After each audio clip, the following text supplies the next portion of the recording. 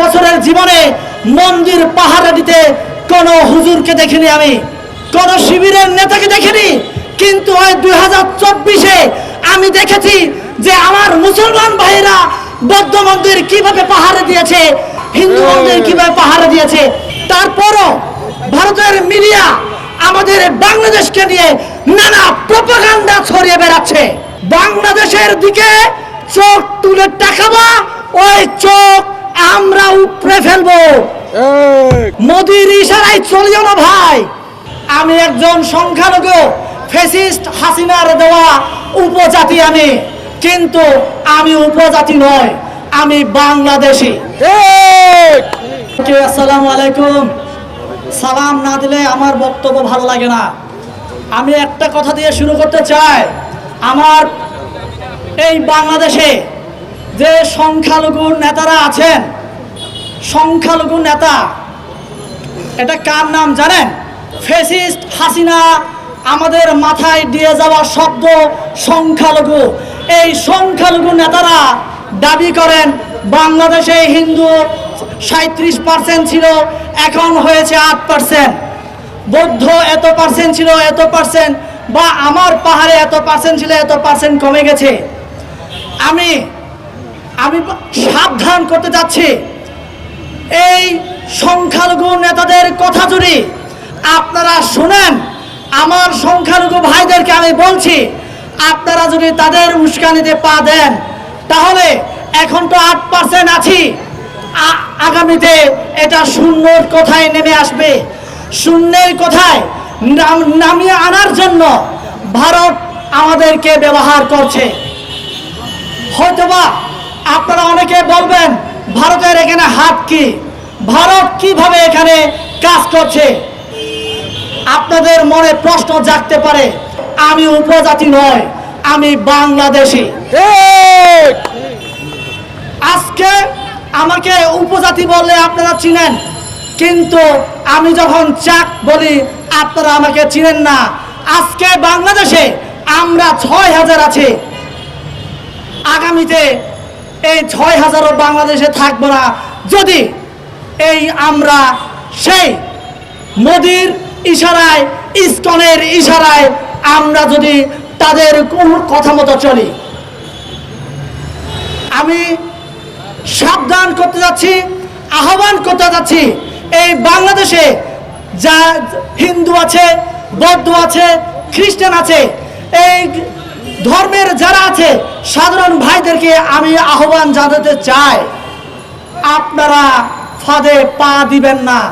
আমরা যদি ফাঁদে পা দেই তাহলে বাংলাদেশ থেকে আমরা নিশ্চিহ্ন হয়ে যাব। আপনারা দেখেছেন কিনা এই 2024-এর বিপ্লবের সরকারের সময় 28 বছরের জীবনে মন্দির পাহারা দিতে কোনো হুজুরকে দেখিনি, আমি কোনো শিবিরের নেতাকে দেখিনি। কিন্তু ওই 2024-এ আমি দেখেছি যে আমার মুসলমান ভাইরা বৌদ্ধ মন্দির কিভাবে পাহারা দিয়েছে, মন্দির কিভাবে হিন্দু মন্দির কিভাবে পাহারা দিয়েছে, আমি এটা দেখেছি। এটা কি আমাদের বাংলাদেশের জন্য, সম্প্রীতির বাংলাদেশ বলার জন্য কি যথেষ্ট নয় কিনা? তারপরও ভারতের মিডিয়া আমাদের বাংলাদেশকে নিয়ে নানা প্রপাগান্ডা ছড়িয়ে বেড়াচ্ছে।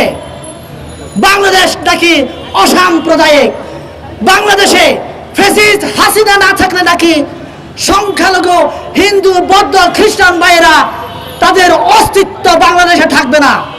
আমি জামাতের ভাইদেরকে অনুরোধ করতে চাই, শিবিরের ভাইদেরকে অনুরোধ করতে চাই। কিছুক্ষণ আগে আমার আগে এক বক্তা বলে গেছে বাংলাদেশের 90% মুসলমান। এই 90% মুসলমানের কাছে আমার আহ্বান থাকবে, আপনারা দেখিয়ে দেন এই বাংলাদেশের মানচিত্রে একমাত্র মুসলমানরাই ভিন্ন ধর্মাবলম্বী ভাইদেরকে বুকে আগলে নিয়ে নিরাপত্তা দিয়ে রেখেছে। এটার উজ্জ্বল দৃষ্টান্ত বাংলাদেশ ছাড়া পৃথিবীতে অন্য কোনো দেশ নাই। এটা আপনারা দেখিয়ে দেন। আপনাদের কাছে এটাই আমার আহ্বান থাকবে। তাহলে আজকে কে হিন্দু মারা গেল, কে মুসলমান মারা গেল, এই বিচার বিশ্লেষণে আমাদেরকে সমাবেশ করতে হবে না।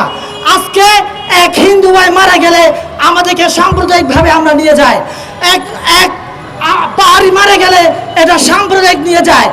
আমরা সাম্প্রদায়িকতার ডানা বাঁধতে বাঁধতে বাংলাদেশকে এমনভাবে এমন জায়গায় নিয়ে যাওয়ার চেষ্টা করছে যাতে করে আমরা আমাদের মনের অজান্তেই আমরা ভারতের অঙ্গরাজ্যে ঢুকে যাই। আমরা ভারতের অঙ্গরাজ্য হতে চাই না। এই বাংলাদেশের প্রত্যেকটা মানুষ ভারতের অঙ্গরাজ্যের মধ্যে থাকতে চায় না। আমরা স্বাধীন বাংলাদেশে থাকতে চাই। শুভেন্দু বলেছেন এরা নাকি আমাদের বাংলাদেশের বর্ডারে এসে হামলা করবেন, সমাবেশ করবেন। আমাদের বাংলাদেশে 18 কোটি মানুষকে আঙ্গুল চুষবে নাকি? আপনারা বলেন আমরা কি আঙ্গুল চুষবো? আপনাদেরকে আমরা দেখে দেব। আপনাদের 7 সিস্টার আমাদের হাতের ইশারায় থাকবে।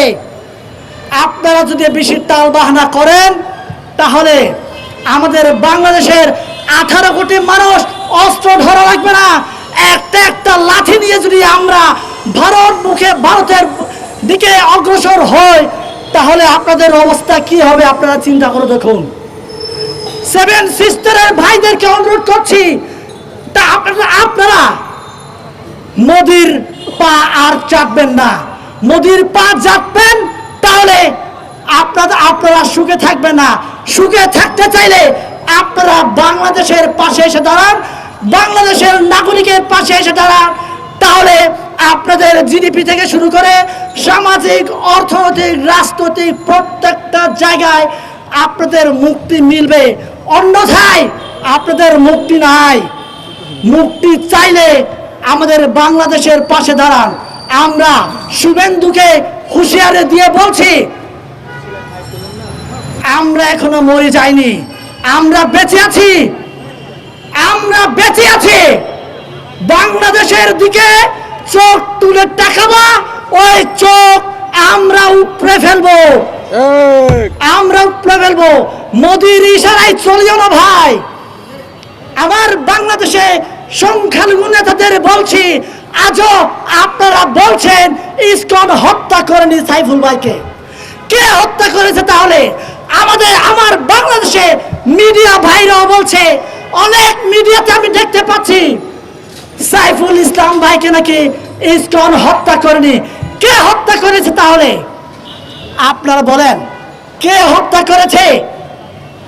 স্পষ্টভাবে আপনারা মিডিয়ায় বলবেন, লেখালেখি করবেন, সাইফুল ইসলামকে হত্যা করেছে ভারতের মোদির ইশারায় ইসকন হত্যা করেছে। এটা আপনারা স্পষ্টভাবে লিখবেন। কোন টাল বাহানা করে কোন হেডিং দিয়ে আপনারা লেখালেখি করবেন না। আপনাদের কাছে অনুরোধ থাকবে এটাই।